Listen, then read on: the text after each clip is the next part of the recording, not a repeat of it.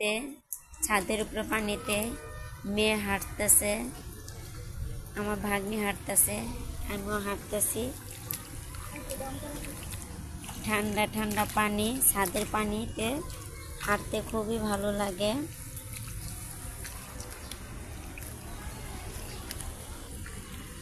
এই যে অ্যালোভেরার গাছ, পুঁইশাক গাছ লাগাইছি, তাই হেলে ডুলে পড়ে যাচ্ছে। আমার মেয়ে পুঁইশাক গাছের এত যত্ন করে, পুঁইশাক গাছ ধরে ধরে খালি বড় করে, এমনি তো বড় হয় না। আমাদের ছাদে পেয়ারা গাছও আছে, আর এই যে মেহেন্দি গাছ লাগাইছি, হবে কি না জানি না।